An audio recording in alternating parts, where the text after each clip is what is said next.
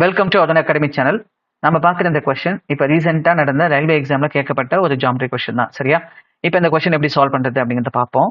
முக்கோணம் டிஇஎஃப் மற்றும் முக்கோணம் பிக்யூஆர் என்ற இரண்டு முக்கோணங்களில் DE equal to QR, EF equal to PR மற்றும் எஃப்டி ஈக்குவல் டு பிக்யூ எனில் டேஸ் ஆகும் அப்படின்னு சொல்லி கேட்டிருக்காங்க, சரியா?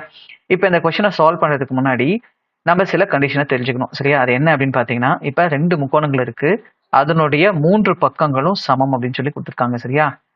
இது போல மூன்று பக்கங்களும் ஒத்த அளவு உடையதா இருக்கு அப்படின்னா அதை நம்ம என்னன்னு சொல்லுவோம் அப்படின்னா கான்குரன்சின்னு சொல்லுவோம். அதாவது தமிழ்ல சர்வ சமம்னு சொல்லுவோம். அதுதான் இந்த சிம்பிள், சரியா?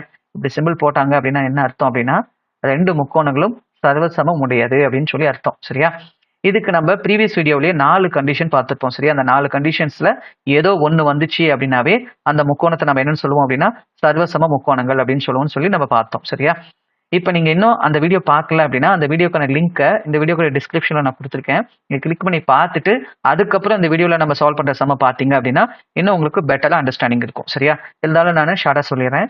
ஃபர்ஸ்ட் கண்டிஷன் என்ன அப்படின்னு பார்த்தீங்கன்னா ரெண்டு முக்கோணங்களுடைய பக்கங்கள், சரியா?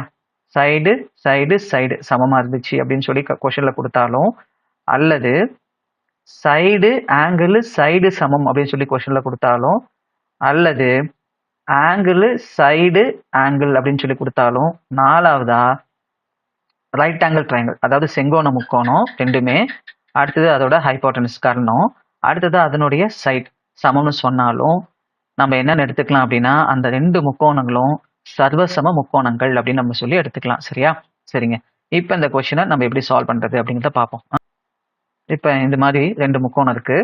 இதுல வந்து பாத்தீங்கன்னா இந்த ஆர்டர் ரொம்ப முக்கியம், சரியா?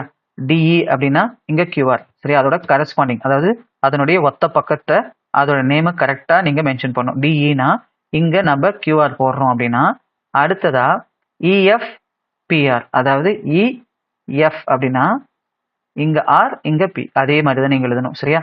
அடுத்ததா எஃப்டி, அடுத்ததா பிக்யூ, அப்படி ஆல்ரெடி இருக்கு, சரியா? இப்ப பாருங்க, ட்ரையாங்கிள் நம்ம இப்படி எடுத்துக்கிட்டோம்னு வச்சுக்கோங்களேன், எஃப் இ டின்னு எடுத்துக்கிட்டோம்னு வச்சுக்கோங்களேன், இது அடுத்தது இது எடுத்துக்கிறோம் அப்படின்னா இங்கேயும் இது அடுத்தது இது, இப்படிதான் நீங்க எடுத்துக்கணும், சரியா?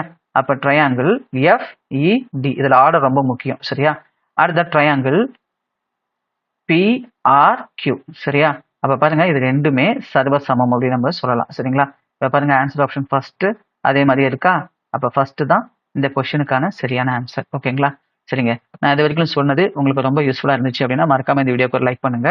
நீங்க இப்பதான் ஃபர்ஸ்ட் டைம் நம்ம அருண் அகாடமி சேனலை விசிட் பண்றீங்கன்னா மறக்காம நம்ம சேனலை சப்ஸ்கிரைப் பண்ணுங்க. தேங்க்யூ.